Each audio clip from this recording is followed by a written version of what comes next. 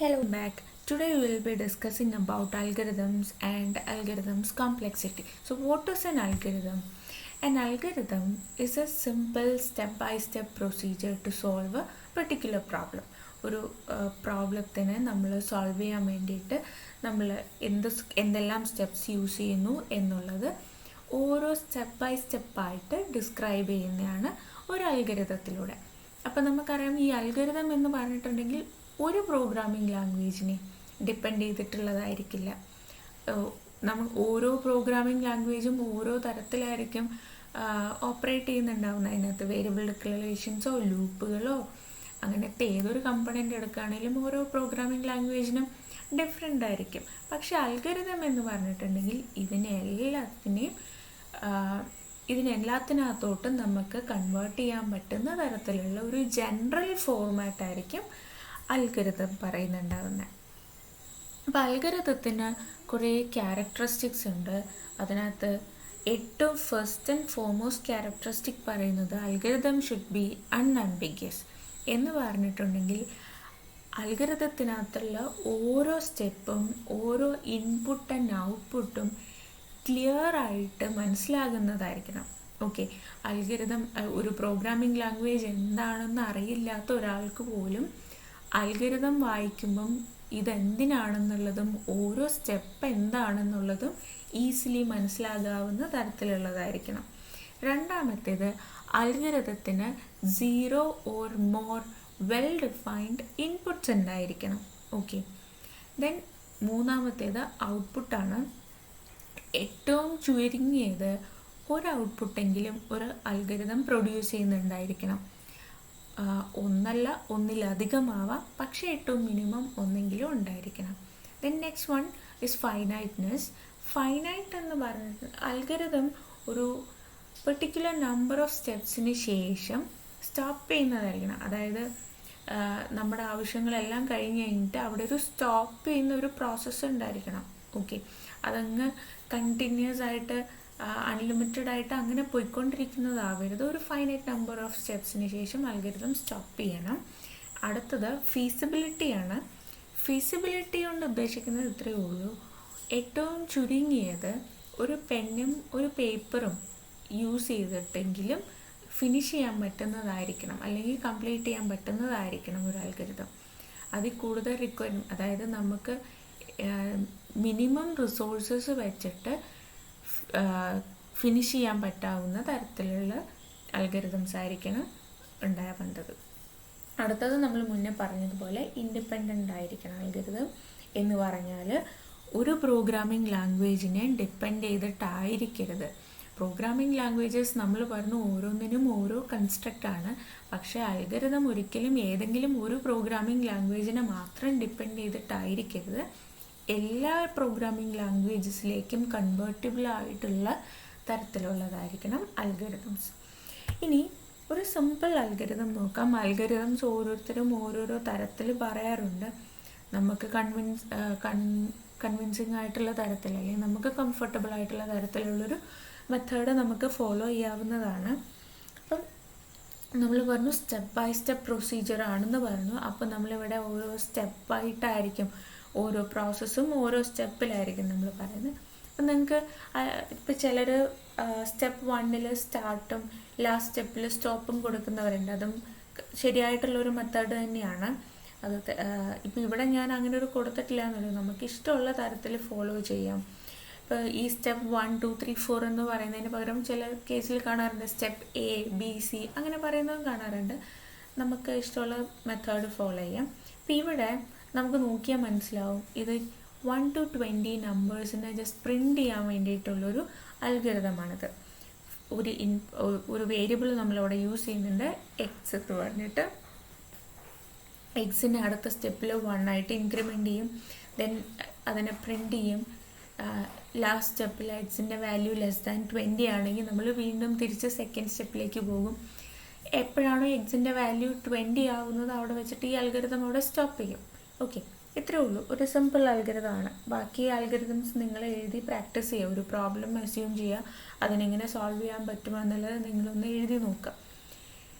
ഇനി അൽഗരിതംസിനെ സംബന്ധിച്ചിടത്തോളം ഏറ്റവും ഇമ്പോർട്ടൻ്റ് ആയിട്ടുള്ളൊരു കാര്യമാണ് അൽഗരിതംസിൻ്റെ കോംപ്ലെക്സിറ്റി. കോംപ്ലെക്സിറ്റി ഡിഫൈൻ ചെയ്യുന്നത് എന്താണെന്ന് വെച്ചാൽ, ഒരു അൽഗരിതം റൺ ചെയ്യാൻ വേണ്ടി, എക്സിക്യൂട്ട് ചെയ്യാൻ വേണ്ടിയിട്ട് എത്രത്തോളം ടൈം റിക്വയർഡ് ആണെന്നും എത്രത്തോളം മെമ്മറി സ്പേസ് കൺസ്യൂം ചെയ്യുന്നു എന്നുള്ളതിൻ്റെയും ടോട്ടൽ മെഷറാണ് കോംപ്ലെക്സിറ്റി എന്നതുകൊണ്ട് നമ്മൾ ഉദ്ദേശിക്കുന്നത്. അപ്പോൾ നമ്മളിവിടെ ഏതൊരു അൽഗരിതത്തിന് നമ്മൾ minimum n number of inputs ഉള്ളതായിട്ടാണ് നമ്മൾ കൺസിഡർ ചെയ്യുന്നത്. ഈ n could be 0 to any number. Okay, then ഇപ്പം അസ്യൂം ചെയ്യാം നമുക്ക് ഒരു അൽഗരിതം ഉണ്ട്, പി എന്ന് നമ്മൾ ആ അൽഗരിതത്തെ വിളിക്കുകയാണ്. ആൻഡ് ഈ പിയുടെ ഇൻപുട്ടിൻ്റെ സൈസ് എന്ന് പറഞ്ഞാൽ n ആണ്. ഓക്കെ, അപ്പം ഈ പിയുടെ എഫിഷ്യൻസി ഡിസൈഡ് ചെയ്യുന്നത്, ഈ പി എന്ന് പറയുന്ന അൽഗരിതം എത്രത്തോളം എഫിഷ്യൻ്റ് ആണ് എന്നുള്ളത് ഡിസൈഡ് ചെയ്യുന്നത് 2 ഫാക്ടേഴ്സാണ്. First one is the time factor and the second one is the space factor. Time factor പറയുന്നത് എത്രത്തോളം ടൈം റിക്വയർഡ് ആണ് മേജർ ഓപ്പറേഷൻസിന് അല്ലെങ്കിൽ കീ ഓപ്പറേഷൻസ് പെർഫോം ചെയ്യാൻ വേണ്ടിയിട്ട് എത്രത്തോളം ടൈം കൺസ്യൂം ചെയ്യുന്നു എന്നുള്ളതാണ് ടൈം ഫാക്ടർ പറയുന്നത്. ഇപ്പോൾ ഒരു സോർട്ടിംഗ് ഓപ്പറേഷൻ എടുക്കുക. സോർട്ടിംഗ് ഓപ്പറേഷനിൽ ഏറ്റവും കീ ഓപ്പറേഷൻ അല്ലെങ്കിൽ ഏറ്റവും ഇമ്പോർട്ടൻറ്റ് മേജർ ഓപ്പറേഷൻ എന്ന് പറയുന്ന ആ കമ്പാരിസൺസ് വരുന്ന ആ സ്റ്റെപ്പുകളായിരിക്കും. ഓക്കെ, ഇനി അതല്ല ഒരു മൾട്ടിപ്ലിക്കേഷൻ്റെ ഇതാണെങ്കിൽ ആ മൾട്ടിപ്ലിക്കേഷൻ പെർഫോം ചെയ്യുന്ന ആ ഒരു സ്റ്റെപ്പായിരിക്കും കീ ഓപ്പറേഷൻ. അപ്പോൾ ഇത് ചെയ്യാൻ വേണ്ടിയിട്ട് എത്രത്തോളം ടൈം എടുക്കുന്നു എന്നുള്ളതാണ് ടൈം ഫാക്ടർ പറയുന്നത്.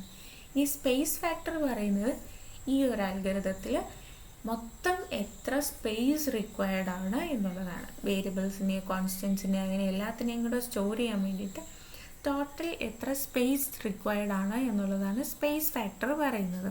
അപ്പോൾ യൂഷ്വലി നമ്മളൊരു അൽഗരിതത്തിൻ്റെ കോംപ്ലെക്സിറ്റി നമ്മൾ പറയുന്നത് എഫ് ഓഫ് എൻ ടേംസിലായിരിക്കും.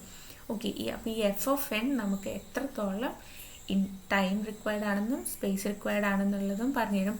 ഈ എൻ എന്ന് പറഞ്ഞിട്ടുണ്ടെങ്കിൽ സൈസ് ഓഫ് ഇൻപുട്ട് ഡേറ്റയാണ്. ദെൻ സ്പേസ് കോംപ്ലെക്സിറ്റിയെ പറ്റി ഒന്നുകൂടെ കൂടുതൽ ഡീറ്റെയിൽ ആയിട്ട് നോക്കാം. സ്പേസ് കോംപ്ലെക്സിറ്റി എന്ന് പറയുന്നത്, അതായത് ടോട്ടൽ സ്പേസ് റിക്വയർമെൻറ്റ് എത്രയാണെന്നുള്ളത് പറയുന്നത്, അല്ലെങ്കിൽ ഇത് ഡിപ്പെൻഡ് ചെയ്യുന്നത് 2 ഫാക്ടേഴ്സിനെയാണ്. ഒരു ഫിക്സഡ് പാർട്ട് ഉണ്ടായിരിക്കും, ഒരു വേരിയബിൾ പാർട്ട്. അൽഗരിതത്തിന് എപ്പോഴും അങ്ങനെ ആയിരിക്കും ഉണ്ടാകുന്നത്. ഒരു ഫിക്സഡ് പാർട്ട് ഉണ്ടായിരിക്കും, ഒരു വേരിയബിൾ പാർട്ട് ഉണ്ടായിരിക്കും. ഫിക്സഡ് പാർട്ടിനകത്ത് നമുക്ക് ഇനീഷ്യലി നമുക്ക് അറിയാൻ പറ്റും, അതായത് റൺ ചെയ്യുന്നതിന് മുന്നേ, എക്സിക്യൂട്ട് ചെയ്യുന്നതിന് മുന്നേ തന്നെ നമുക്ക് അറിയാൻ പറ്റും എത്രത്തോളം മെമ്മറി ഇതിന് ആവശ്യമുണ്ടെന്നുള്ളത്. ഓക്കെ, അപ്പോൾ അതിനകത്ത് സിമ്പിളായിട്ടുള്ള നമ്മുടെ വേരിയബിൾസും കോൺസ്റ്റൻസും ഇതൊക്കെ വരുന്നത് ഫിക്സഡ് പാർട്ടിനകത്തായിരിക്കും. ഇനി വേരിയബിൾ പാർട്ടാണെങ്കിൽ ഈ അൽഗരിതം റൺ ചെയ്യുന്നതിന് ശേഷമായിരിക്കും, അതായത് റൺ ചെയ്യുന്നത് തുടങ്ങിയതിന് ശേഷമായിരിക്കും നമ്മുടെ റിക്വയർമെൻറ്റിനനുസരിച്ച് കൂടുതൽ മെമ്മറീസ് ആഡ് ചെയ്ത് കൊടുക്കേണ്ടി വരും. അപ്പം ഡൈനമിക് മെമ്മറി അലോക്കേഷനൊക്കെ വരുന്ന കേസിൽ ഇങ്ങനെയാണ്. അതായത് വൺസ് ആ അൽഗരിതം എക്സിക്യൂട്ട് ചെയ്തതിന് ശേഷം മാത്രമാണ് നമുക്ക് ഇതിനകത്ത് കൂടുതൽ മെമ്മറി ആവശ്യമുണ്ടെന്ന് മനസ്സിലാവുന്നതും അതിനകത്തോട്ട് കൂടുതൽ മെമ്മറി ആഡ് ചെയ്ത് കൊടുക്കുന്നതും. അപ്പം അത് വേരിയബിൾ ആയിരിക്കും. അത് നമുക്ക് നേരത്തെ പ്രെഡിക്റ്റ് ചെയ്യാൻ പറ്റില്ല. ഇത്രയായിരിക്കും വേണ്ടതെന്നുള്ളത് നമുക്ക് പ്രെഡിക്റ്റ് ചെയ്യാൻ പറ്റില്ല. അത് വൺസ് അൽഗരിതം എക്സിക്യൂട്ട് ചെയ്ത് തുടങ്ങിയതിന് ശേഷം മാത്രമേ നമുക്ക് പറയാൻ പറ്റുള്ളൂ. അപ്പം ഇങ്ങനെ 2 ഫാക്ടേഴ്സിനെ ബേസ് ചെയ്തിട്ടാണ് നമ്മൾ സ്പേസ് കോംപ്ലെക്സിറ്റി പറയുന്നത്. അപ്പോൾ അത് നമ്മൾ പറയുന്നത് എസ് എഫ് പി എന്ന് പറയുന്നത് C plus S F I ആയിരിക്കും. അതായത് ഫിക്സഡ് പാർട്ടിൻ്റെയും വേരിയബിൾ പാർട്ടിൻ്റെയും സമ്മായിട്ടാണ് നമ്മൾ സ്പേസ് കോംപ്ലെക്സിറ്റിയെ പറയുന്നത്. ഇപ്പോൾ ഇവിടെ നമുക്കൊരു സിമ്പിൾ അൽഗരിതം ഉണ്ട്. അൽഗരിതത്തിനകത്ത് നമ്മുടെ കീ ഓപ്പറേഷൻ, സെക്കൻഡ് ഓപ്പറേഷൻ, ഇവിടെ 3 കാര്യങ്ങൾ ആഡ് ചെയ്തിട്ട് അതിന് സി എന്ന് പറയുന്ന ഒരു വേരിയബിളിനകത്തോട്ട് സ്റ്റോർ ചെയ്യും. സി എന്ന് പറയുന്ന വേരിയബിൾ കൂടാതെ വേറെ 2 വേരിയബിൾസും കൂടി ഉണ്ട്, എ ആൻഡ് ബി. ഈ എയും ബിയും ആഡ് ചെയ്തിട്ട് പ്ലസ് ഒരു കോൺസ്റ്റൻറ്റ് വാല്യൂ ഉണ്ട്, അതിനെയും കൂടെ ആഡ് ചെയ്തിട്ട് സിനകത്ത് സ്റ്റോർ ചെയ്ത് വെക്കുകയാണല്ലോ ചെയ്യുന്നത്.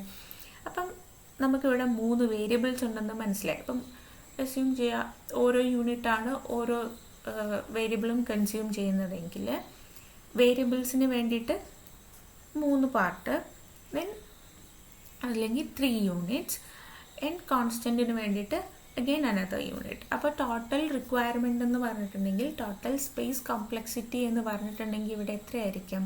എസ് ഓഫ് പി ഇസ് 4 ആയിരിക്കും. അപ്പോൾ ഇവിടെ ഒരു കൺഫ്യൂഷൻ വരരുത്. 1+3 എന്ന് പറയുന്നത് ഇത് രണ്ടും ഫിക്സഡ് പാർട്ട് തന്നെയാണ്. ഇവിടെ നമുക്ക് ഡൈനാമിക് ആയിട്ടൊരു പാർട്ടില്ല. ഓക്കെ, ഫിക്സഡ് പാർട്ട് മാത്രമേ ഉള്ളൂ. അപ്പോൾ ഇതിൻ്റെ സ്പേസ് കോംപ്ലക്സിറ്റി പറയുന്നത് 4 ആണ്. ഓക്കെ, അടുത്തത് ടൈം കോംപ്ലക്സിറ്റിയാണ്. ടൈം കോംപ്ലക്സിറ്റി എന്ന് പറഞ്ഞാൽ നമ്മൾ ഓൾറെഡി പറഞ്ഞു, എമൗണ്ട് ഓഫ് ടൈം റിക്വയർഡ് എത്രയാണ്, അതാണ് ടൈം കോംപ്ലക്സിറ്റി പറയുന്നത്. ടൈം കോംപ്ലക്സിറ്റിയെ നമ്മൾ TF എന്ന് പറയുന്ന ടേംസിലാണ് നമ്മൾ റെപ്രസെൻ്റ് ചെയ്യുന്നത്. N എന്ന് പറഞ്ഞിട്ടുണ്ടെങ്കിൽ നമ്പർ ഓഫ് സ്റ്റെപ്പ്, N എന്ന് പറഞ്ഞിട്ടുണ്ടെങ്കിൽ measured as the number of steps ആയിരിക്കും. ഓരോ സ്റ്റെപ്പും നമ്മൾ അസ്യൂം ചെയ്യുന്നത് ഓരോ സ്റ്റെപ്പിനും ഓരോ കോൺസ്റ്റൻറ്റ് ടൈമായിട്ടാണ്. ഇപ്പം അസ്യൂം ചെയ്യുക 2 n-bit ഇൻറ്റിജേഴ്സ് ആഡ് ചെയ്യണം. n-bit ഇൻറ്റിജേഴ്സ് ആഡ് ചെയ്യണം. അപ്പോൾ ഇതിന് എടുക്കാവുന്ന മാക്സിമം സ്റ്റെപ്സ് എന്ന് പറഞ്ഞാൽ n സ്റ്റെപ്സ് ആയിരിക്കും.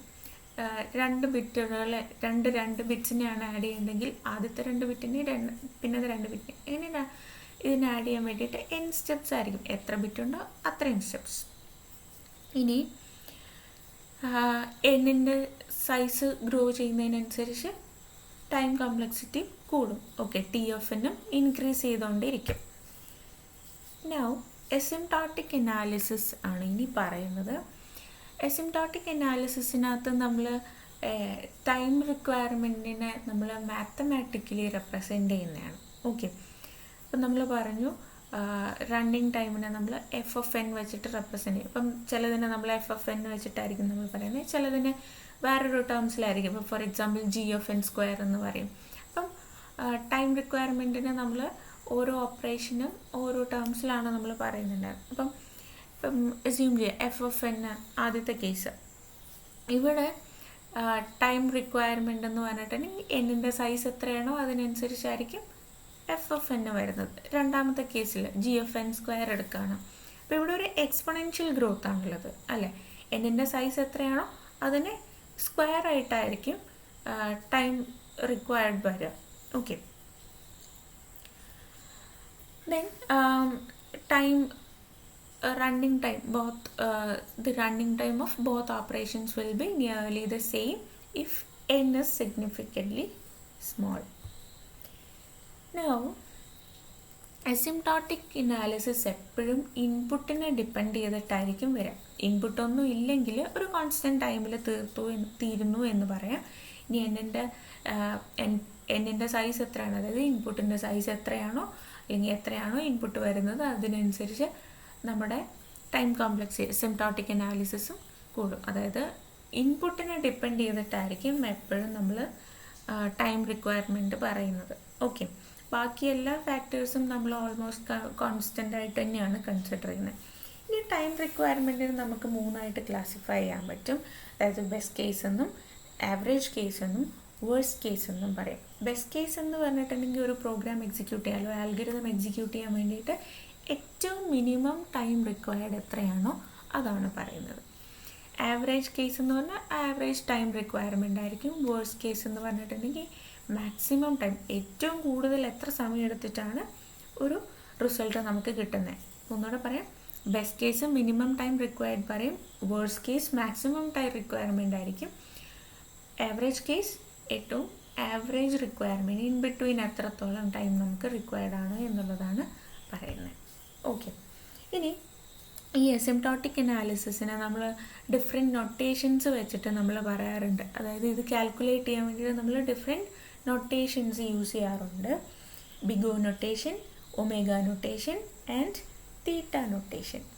ബിഗ് ഒ നൊട്ടേഷൻ പറയുന്നത് മാക്സിമം ടൈം ബൗണ്ടാണ്, അതായത് അപ്പർ ബൗണ്ടാണ്. മാക്സിമം റണ്ണിങ് ടൈം എത്രത്തോളം റിക്വയർഡ് ആണ് എന്നുള്ളതാണ് ബിഗ് ഒ നൊട്ടേഷൻ പറയുന്നത്. അപ്പോൾ നമ്മൾ പറഞ്ഞു വേഴ്സ്റ്റ് ടൈം കോംപ്ലക്സിറ്റി എന്താണ് തരുന്നത്, അപ്പർ ബൗണ്ട് തന്നെയാണ് തരുന്നത്. അപ്പോൾ മിക്ക കേസിൽ നമ്മളിങ്ങനെ പറയാറുണ്ട്, ബിഗ് ഒ നൊട്ടേഷൻ എന്ന് പറഞ്ഞാൽ വേഴ്സ്റ്റ് കേസ് കോംപ്ലക്സിറ്റിയാണ് നമുക്ക് തരാറ് എന്ന് പറയും. ഓക്കെ, അതായത് maximum amount of time required to complete the execution of an algorithm, അതാണ് ബിഗ് ഒ നൊട്ടേഷൻ റെപ്രസെൻ്റ് ചെയ്യുന്നത്. ഇത് നമ്മൾ പറയുന്നത് ക്യാപിറ്റൽ ഒ, അതുകൊണ്ടാണ് ബിഗ് ഒ എന്ന് പറയുന്നത്. ഓക്കെ, നെക്സ്റ്റ് നമ്മൾ ബിഗ് ഒ നൊട്ടേഷൻസ് യൂസ് ചെയ്ത് കോമൺലി നമ്മൾ പറയുന്ന ഓർഡറുകളാണ് നമ്മൾ പറയുന്നത്. ഇപ്പം ബിഗ് ഓഫ് 1 എന്ന് പറഞ്ഞിട്ടുണ്ടെങ്കിൽ ഇപ്പം ഇൻപുട്ട് എത്രയായിരുന്നാലും ശരി ഒരു കോൺസ്റ്റൻറ്റ് ടൈമിൽ നമുക്ക് ഔട്ട്പുട്ട് പ്രൊഡ്യൂസ് ചെയ്യുന്നതിനെയാണ് നമ്മൾ ബിഗ് ഓഫ് 1 എന്ന് പറയുന്നത്. ഓക്കെ, ദെൻ അടുത്തത് ബിഗ് ഓഫ് n എന്ന് പറഞ്ഞാൽ ഇൻപുട്ടിൻ്റെ സൈസ് എത്രയാണോ അതിന് കറസ്പോണ്ടിങ് ആയിട്ട് അല്ലെങ്കിൽ അതിന് പ്രൊപ്പോർഷനേറ്റ് ആയിട്ടായിരിക്കും ടൈം റിക്വയർമെൻറ്റ് വരിക. ഓക്കെ, ഇപ്പം n 10 ആണെങ്കിൽ 10 ടൈം, അതായത് 10 യൂണിറ്റ്സ് ആയിരിക്കും നമുക്ക് 10 ടൈം യൂണിറ്റ്സ് ആയിരിക്കും നമുക്ക് വേണ്ട വരുന്നത്. n 1000 ആണെങ്കിൽ n 1000 ടൈം യൂണിറ്റ്സ് ആയിരിക്കും ടൈം റിക്വയർഡ് പറയുന്നത്. ഓക്കെ, അപ്പോൾ ഇതിനെ നമ്മൾ ലീനിയർ കോംപ്ലക്സിറ്റി എന്നും ചില കേസസിൽ പറയാറുണ്ട്. ഓക്കെ, അടുത്തത് ബിഗ് ഓഫ് n² ആണ്. ഇൻപുട്ടിൻ്റെ സൈസിന് എക്സ്പൊണൻഷ്യലായിട്ടായിരിക്കും ടൈം റിക്വയർമെൻറ്റ് വരുന്നത്. ഓക്കെ, ഇപ്പോൾ n2 ആണെങ്കിൽ ടൈം റിക്വയർമെൻറ്റ് 4 ആയിരിക്കും, അങ്ങനെയായിരിക്കും വരുന്നത്. അപ്പം ബബിൾ സോട്ടൊക്കെ പോലത്തെ കേസുകളിൽ അങ്ങനെയാണ് ബിഗ് ഓഫ് n² ആണ് വരാറ്. ഫൈനലി നമ്മൾ log n, big of log n പറയുന്നത് ഇൻപുട്ട് ഡാറ്റ സെറ്റിനെ നമുക്ക് ഡിഫറെൻറ്റ് പാർട്ടായിട്ട് പാർട്ടീഷൻ ചെയ്യേണ്ടി വരുന്ന കേസസിലാണ് ലോഗ് n വരിക. അപ്പം ക്വിക്ക് സോർട്ട്, ബൈനറി സോർട്ട് ഇങ്ങനത്തെ കേസസിലെല്ലാം നമ്മൾ log n, big of log n ആണ് നമ്മുടെ കോംപ്ലക്സിറ്റി നമ്മൾ ബേസിക്കലി പറയാറുള്ളത്. അപ്പോൾ ഇതിനെ പറ്റിയിട്ടെല്ലാം ഡീറ്റെയിൽ ആയിട്ട് ഓരോ സ്റ്റേജസിൽ നമ്മൾ ലേറ്റർ നമ്മൾ പറയുന്നുണ്ട്. ദെൻ നമ്മൾ പറഞ്ഞു ബിഗ് ഒ കഴിഞ്ഞ ഒമേഗ നൊട്ടേഷൻ. ഒമേഗ നൊട്ടേഷൻ തരുന്നത് ബെസ്റ്റ് കേസ് കോംപ്ലക്സിറ്റിയാണ്, അതായത് ഏറ്റവും മിനിമം ടൈം റിക്വയർമെൻ്റ് ആയിരിക്കും ബെസ്റ്റ് കേസ് കോംപ്ലക്സിറ്റി നമുക്ക് തരുന്നത്. ഫൈനലി തീറ്റ നൊട്ടേഷൻ. തീറ്റ നൊട്ടേഷൻ തരുന്നത് both the lower bound and the upper bound requirement ആയിരിക്കും തീറ്റ നൊട്ടേഷൻ പറയുന്നത്. Okay, thank you.